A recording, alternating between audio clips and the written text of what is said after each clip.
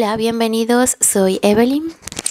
Y yo soy Ángel y esto es Cuestión de Crimen.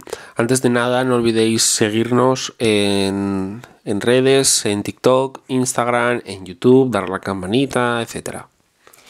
Esta semana nos vamos a adentrar en uno de los casos más espeluznantes de la historia de Asturias. En este caso es el asesinato de María Luisa Blanco, que fue el 23 de junio del 2009. Estamos hablando del famoso crimen de Vallobim. Vamos a empezar. Antes de nada vamos a intentar ponernos en situación, en este caso en el lugar del crimen.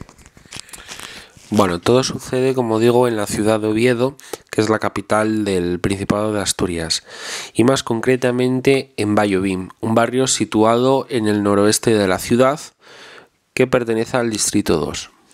La constante construcción en la zona y la unión con la Avenida de la Florida ha hecho que la población aumente. En 2012 se llegó a figurar hasta más de 17.000 habitantes.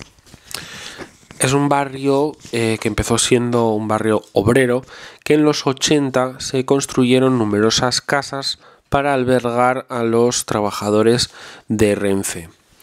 En el barrio también se construyó el sanatorio antituberculoso, lo que hoy en día es el Hospital Montenaranco.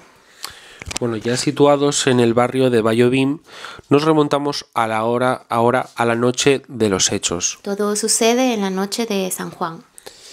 Como ya sabréis, es una fiesta típica en la que se celebra el solsticio de verano, con al fuego de varias hogueras, en las que se baila alrededor, en el caso de Asturias, la danza prima, que es un baile tradicional de nuestra región. Quiero entregarme porque he matado a mi hermana. El cuerpo está en la nevera y la cabeza en el congelador. La descuarticé en la bañera. Las herramientas están ahí, aunque ya lo he limpiado todo con lejía. Estas fueron las palabras que dijo Pablo Blanco.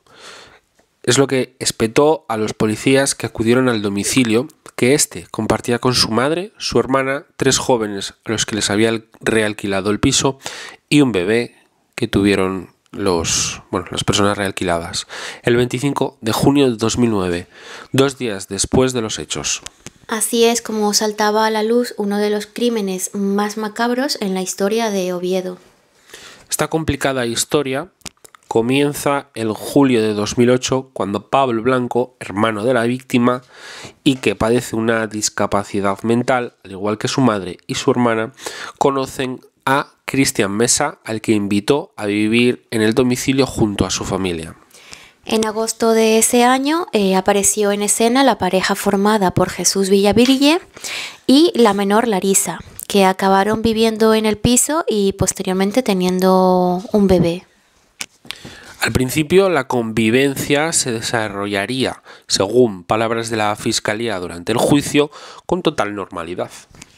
Pero a finales del 2008 todo se tuerce. Jesús Villavilles, que se hacía llamar el Duque, se hizo con el control de la casa, contando con Cristian Mesa como el brazo ejecutor. Los 2 jóvenes instigados en ocasiones por Larisa, comenzaron a apretar a la familia Blanco. Primero obligaron a la madre, María del Rosario Blanco, y a María Luisa a darles sus tarjetas de crédito. Las 2 mujeres contaban con sendas pensiones de minusvalía en las que sumaban unos 1.500 euros. Y fue entonces cuando comenzaron los golpes y los puñetazos diarios. El Duque llegó incluso a prohibir a los Blanco que hablasen entre ellos e incluso que se miraran a la cara al resto. Si esto no se cumplía, llegaban los palos.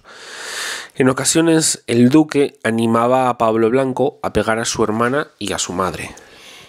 La situación llevó a 3 de los miembros de la familia a huir de su casa y a presentar una denuncia en la comisaría. Este hecho enfadó aún más al Duque, que aprovechándose de la discapacidad mental de sus víctimas, las convenció para que retiraran la denuncia y regresaran a casa. Allí les quitó las llaves, los teléfonos móviles y puso a Cristian Mesa a dormir en un colchón frente a la puerta de la calle para evitar que se fugaran. La estricta dominación de la vida de los blancos llegó a tal punto que se les prohibió salir de su domicilio sin compañía o acceder a su dinero e incluso a la comida. Villalibre y sus compinches solo les daban de comer arroz y espaguetis. Mientras los dos jóvenes dominantes fueron perfeccionando sus métodos de tortura, palizas con un grueso libro, golpes con una barra de hierro y una escoba, juegos de asfixia. Continuando con la tortura, les obligaron a los dos hermanos a orinar en un vaso y beber su propia orina. Quiero recalcar que todo esto os lo contamos siempre de acuerdo a las confesiones posteriores y declaraciones ante la fiscalía. Pero la peor parada fue María Luisa, a la que daban duchas frías. Al menos en 2 ocasiones María Luisa y Pablo fueron obligados a masturbarse mutuamente y obligaron a la mujer a hacerle una felación a su hermano. Incluso forzaron a María Luisa a hacerse cortes en los brazos y meterlos en el agua con el fin de que se desangrara. Este intento de suicidio inducido fracasó. Bueno, tengo que hacer también un pequeño inciso, ¿vale? Porque ayer, mientras acaba de dar los últimos coletazos al guión, escribí unas palabras. Tengo que decir que lo estaba escribiendo sobre las 12 de la noche y no sabía cómo describir la sensación que recorrió en ese momento mi cuerpo, mi corazón, mi alma. Y he de decir que es uno de los peores casos que hemos escrito del que hemos hablado en el podcast. La verdad que es vomitivo. No me puedo imaginar el infierno que tuvieron que pasar la familia en este caso que tuvo que pasar María Luisa. Y bueno, voy a continuar diciendo que la violencia en la casa llegó a tal grado que al grito de Villabrille, que decía: de cuando vuelva quiero ver el trabajo hecho, Pablo Blanco apuñaló levemente a su hermana. Le curaron las heridas a base de alcohol y algodones. La última humillación se la llevó María Luisa. Madre. La noche de San Juan de 2009 la obligaron a estar de pie durante largas horas, a pesar de que una enfermedad no diagnosticada la mantenía en una silla de ruedas. Al caerse, le dieron una ducha de agua fría y volvieron a empezar con las torturas. Cuando se caía, contaban hasta 5 y la golpeaban en las piernas. Fue entonces cuando la estrangularon por partes. Comenzó primero Cristian Mesa, mientras Jesús Villabrille la usaba como un saco de boxeo. Mesa en ese momento dijo que no podía más. Villabrille ordenó entonces a Pablo, su hermano, acabar el trabajo que habían empezado. Como ayuda, por definirlo de alguna manera, Villabrille vació en la garganta de la víctima una botella de whisky que llevó a María Luisa a tener en su sangre, atentos, una cantidad mortal de alcohol, concretamente 4,43 gramos por litro. Increíble. En el juicio, los forenses han señalado que se puede asegurar que la dosis que ingirió era potencialmente mortal y que por sí sola hubiese ya sido causa de la muerte. Han añadido además que el estrangulamiento pudo colaborar, pero lo que en último extremo provocó la muerte evidentemente era la ingesta del alcohol. Durante los días del juicio, 2 de los 3 acusados, tanto Pablo Blanco, hermano de la víctima, y Cristian Mesa, declararon que había sido Jesús Villabrille la persona que hizo a la víctima, a María Luisa, beberse una botella entera de whisky.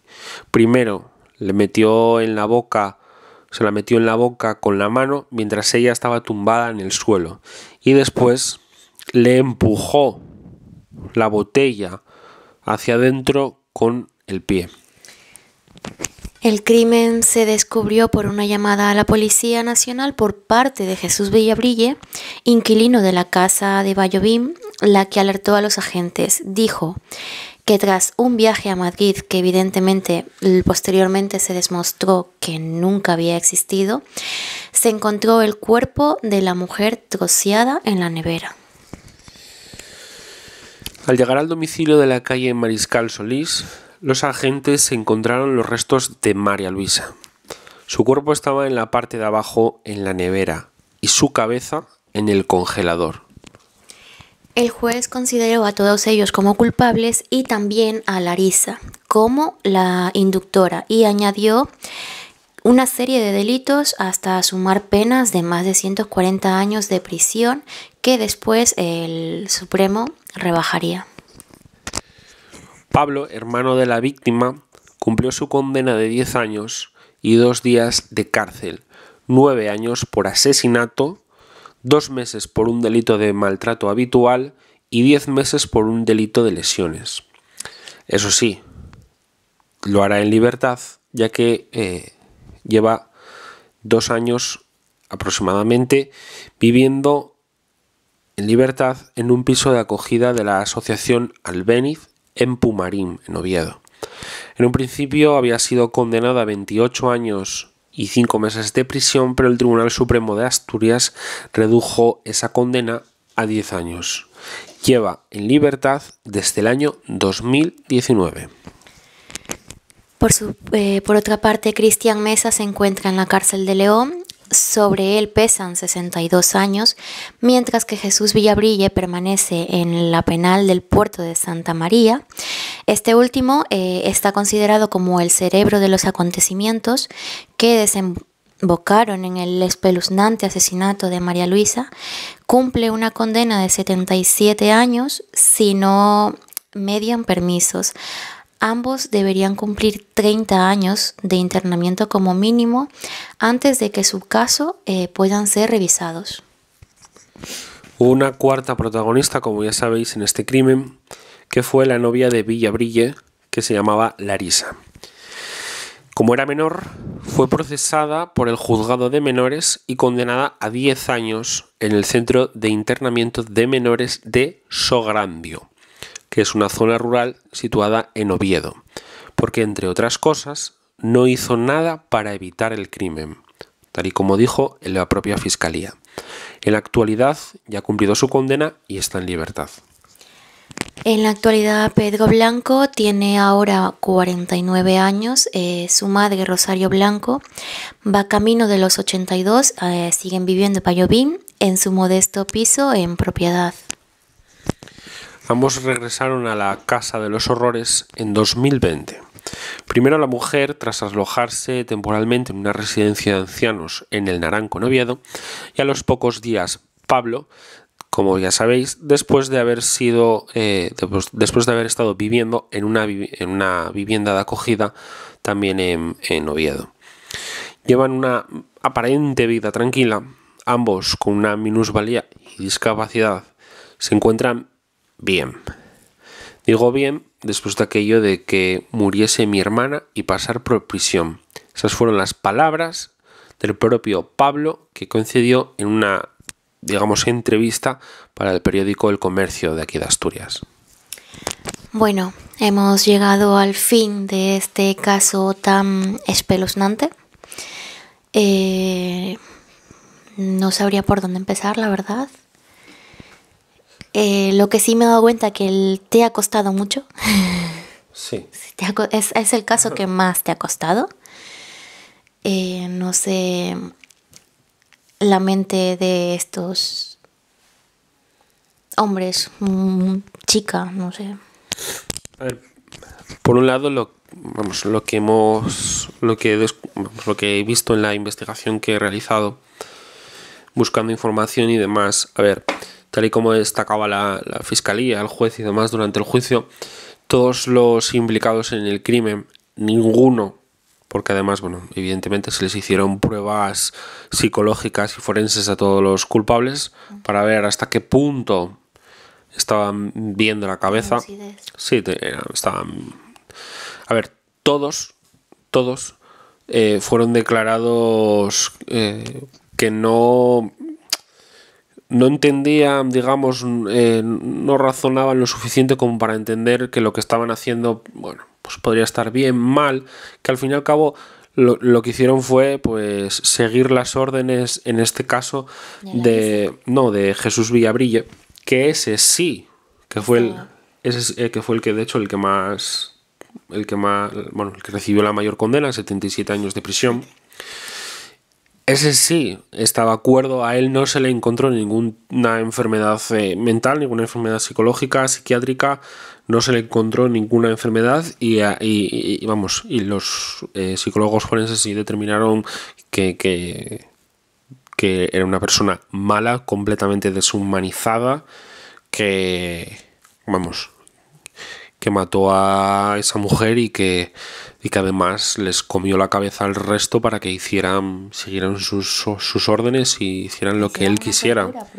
Porque este caso se rodea de tortura más que del asesinato, porque al final el asesinato ya fue el último escalón, pero es que antes hubo mucha tortura ahí. Sí. Psicológica y física. Sí, hubo muchísima tortura psicológica y física. A ver, sí es verdad que el hermano Pablo, por ejemplo, estaba implicado, pero bueno, yo también lo pondría, entre comillas, como víctima, porque, bueno, era una persona con una minusvalía, que no sabía lo que hacía, que seguía las órdenes, los pasos y de lo que le daba la gana al otro. Y la verdad que los tres son víctimas de esta gente que metieron muy humildemente en su casa. Y pues bueno, la pobre María Luisa pues al final lo acabó pagando, por desgracia. Y bueno, no sé, ¿nos despedimos ya? Sí, porque es que no se puede decir más. Dejamos constancia que son las 3 de la madrugada, 2:59 para ser exactos. Bueno, no creo que sea relevante. Y bueno, nada más que añadir. Bueno, esperamos que os haya gustado este segundo caso que hemos hecho aquí en Asturias, Tucrain, Asturias. La semana que viene esperemos que más y mejor.